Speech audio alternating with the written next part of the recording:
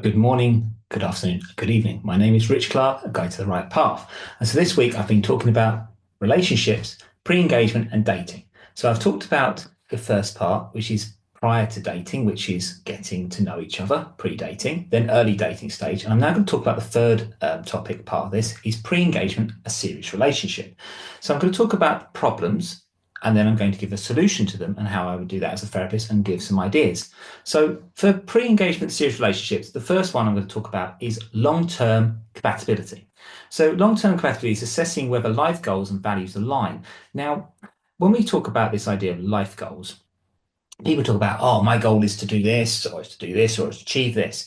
And then the values are usually which are implemented from your belief system of growing up, your cultural beliefs, your conditioning of your family, your social conditioning of your friends, could even be your education values.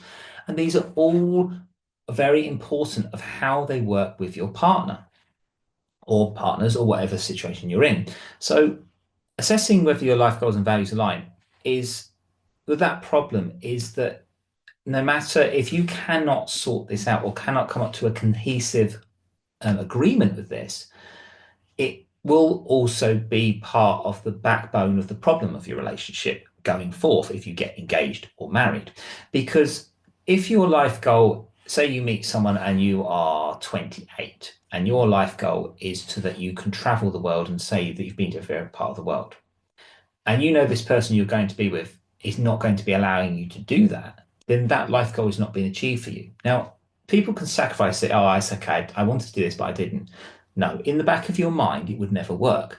And the values is also about the other idea of this is the compatibility is also got to be about remember when your compatibility and your goals were when you were single before you got with the person to be engaged or married or dating. Very clear that the life goal and the values have to align. So that is the problem. The solution is this is when you are in a relationship, pre-engagement, serious relationship, early dating stage, whatever, if you are always open and honest and you explain what you want to achieve and you still have that goal setting and that you know exactly what that is. And also, I think also when you meet the family members is important. So if you met someone with their family and you knew that they were married, their person, their partner's mother or father, and the mother then says to you, oh, I always wanted to do this, but I never got to do it, right? That conditioning would also be in the partner. So again, these are sort of things. So what you need to do, this is why I was saying about observation in the other two parts, observation and understanding and knowing what works. And you must have open communication and to know that if these life goals and the values don't align, then it won't work. And some people are just committed to say, right, well, once I'm married, I will be the stay-at-home parent, or I will be the person who you'll be the breadwinner, like yes, the old saying anyway, to make the money and I will stay at home, or yes, we will go and traveling work, we'll do digital nomad work, whatever that is. And it's so important to get this right. And I think it's getting that foundation of understanding and communication, and then with that, the compatibility will showcase whether it works or not.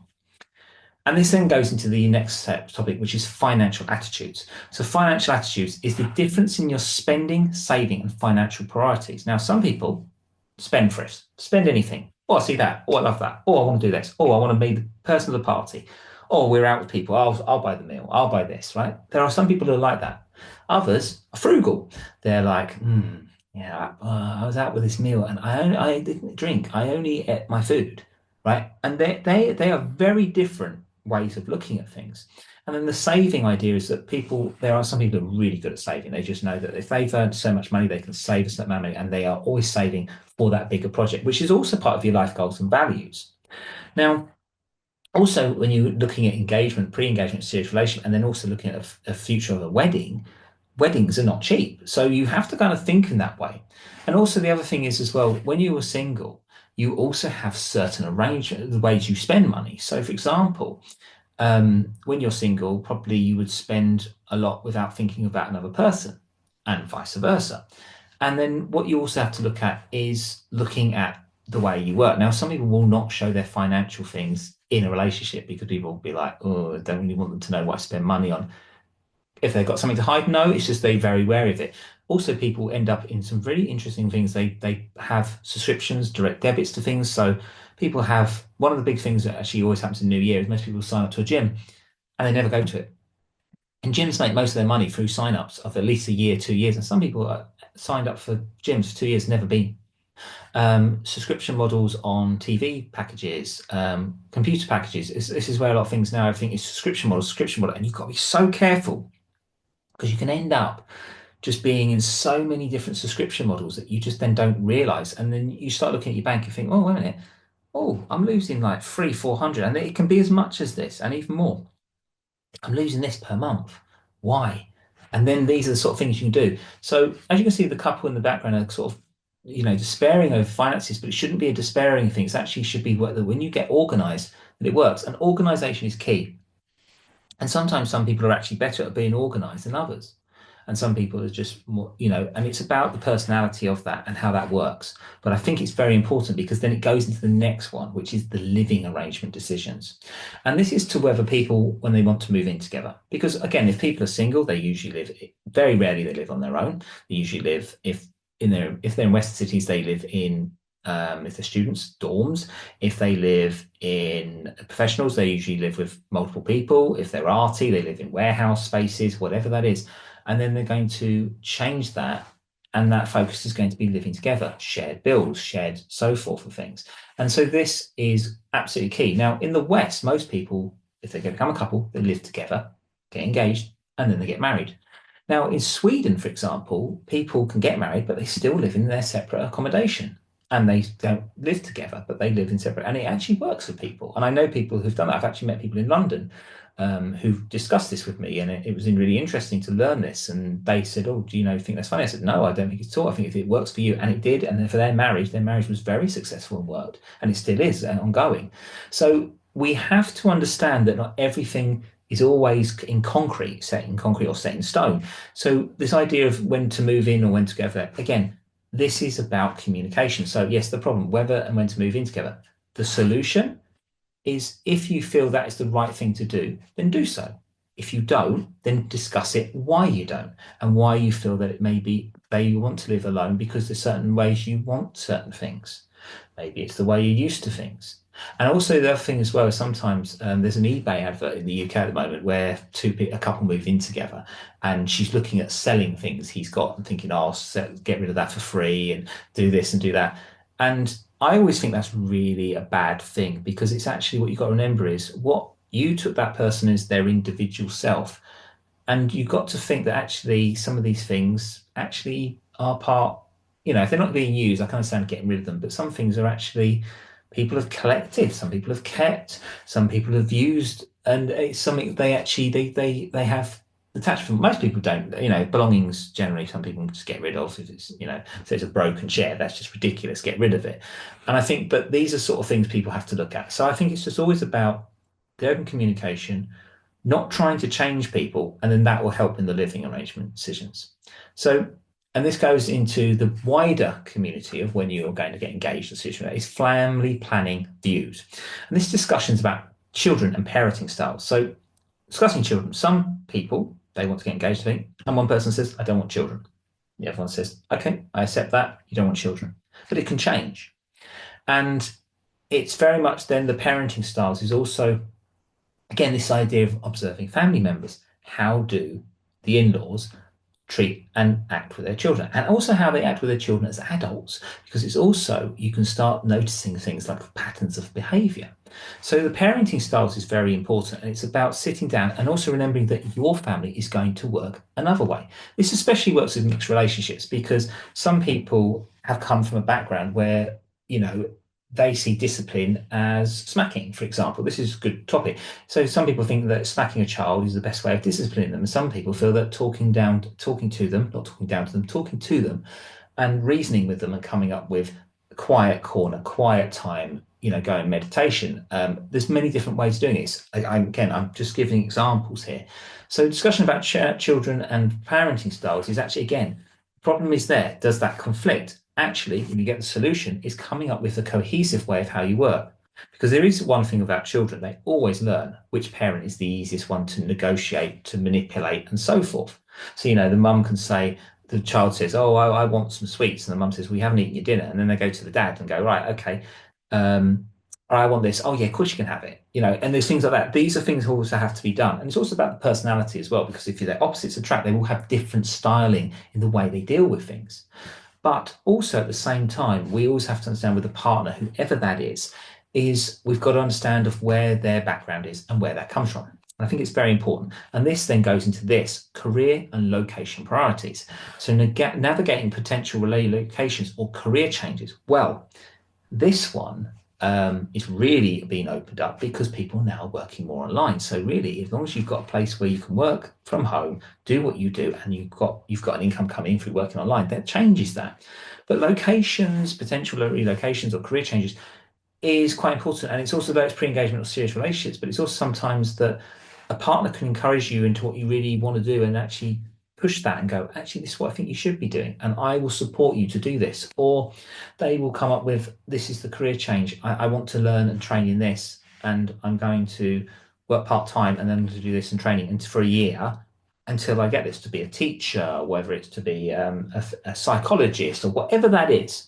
And these things can be very important. And I think also about where you want to live. So, for example, if, say, this example, you've got one person here who's English and white and decides and meets this wonderful Indian girl from India.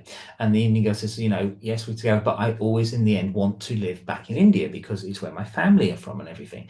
And that could also be the person who's still Western, has so many preconceptions of why they don't want to live there. So again, the solution to this is you can work in most jobs, if unless it's a physical job, you can work anywhere if you work online. So the relocation isn't usually an issue. I think it's just about what you want, what your preferences are, or so forth. Career change is a bit more challenging because it's also about, I feel, and especially when I work with clients, that the career changes is about their mindset of where they want to change and why do they want to change and is it cohesive to change. So, I mean, if you've got like the responsibility of years later on, you've got like 5 children, you go, right, I'm going to have a career change, and you've got no money to do that, it's going to be very tough. Whereas if you do it at an earlier state to change, it's easier. So the solution would always be if you want a career change, I think actually it's easier when you're single, but if you're in a couple and you can support each other and you can do that, I think it's very important. And again, some couples do create businesses together. I would say yes and no. It depends on the person. The ego is where it really can mess up things. But again, the solution to that is again open communication, learning where it's going to go, or who's going to do what, where's the responsibility, and how that works. So and this then goes to this next one: conflict resolution patterns.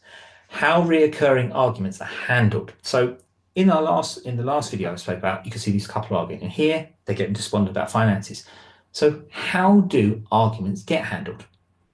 Is it a cohesive way of, right, this is wrong, or this is right, this wrong, and we're going to come up with a consensus to bury the hatchet or make this work? Reoccurring arguments is also down to former trauma, which hasn't been dealt with, also the reframing of how you react to something. And also couples sometimes get quite manipulative. They want their own way with things. It's very destructive. And if it's not dealt with in the pre-engagement or dating issue, I would guarantee it's going to happen in the marriage. And then if it really gets bad and you can't solve it and they don't want to solve it, it ends up in divorce. So I would say that probably at least 80-90% of the issues that occur in marriage were already reoccurring arguments in engagement or dating. They've been there since the beginning. So the solutions is, again, communication is the key. Learning how to resolve conflicts constructively. Look at the good points, look at the bad points, and work out how to do that. And I would also say for this, if you're dating and then want to get engaged and get married, go to couples counselling. Make sure, find out where these issues are and get them sorted before you get married or before you get engaged. It isn't a sin. It's not a thing of to be seen that your relationship's bad or there's issues. It's to get it resolved, just to understand that. As a couples counselling is very important, or getting counselling, just getting the little issues are going to cause problems later on. Not a problem. I think it's very important to do that. So within that, it's also the division of responsibility. So expectations about household duties and emotional labour. Household duties can really wind people up. It's like If, for example, one person is out at work all day, their attitude is when they come home, they shouldn't have to be doing the chores of the house if the other person's at home. Then there's also got to be shared responsibility about cooking, cleaning, what people do, who takes the rubbish out. And this can actually lead into a lot of the resolution patterns of recurring arguments. So again, create rotas, create ideas of how that will work and what that does. And again, learning your set role models. So the idea of role models is very important about this, about what your role model is within the relationship. So the solution is to talk about what people prefer to do. So if someone loves cooking, let them do the cooking. If someone likes the cleaning or they're very good at it, do that, and so forth. And also share the duties. Don't expect just one person, because this very much is a patriarchal idea, is that men are the breadwinner, they do this and they earn the money, and the woman is the housekeeper. And that's changing, and that sort of also can work in other relationships as well, because the masculine role against the feminine role. But again, it should be always shared duties. We are working now in the 21st century, and the idea of, if a man looks after himself or looks after his cleaning, it shouldn't be discouraged, like, oh, it's a metrosexual, or they're too feminine. No, they're not feminine. Or a woman is like, they don't like the cleaning and say, oh, they're too masculine, or whatever that is. It shouldn't be that. It should be, the idea is that shared responsibilities and the idea of balance is key. And so that division of responsibility is the solution of that is just talk about it. Division of responsibility, keep on track, make sure you don't slip, and make sure that doesn't go into a recurring argument. Very simple.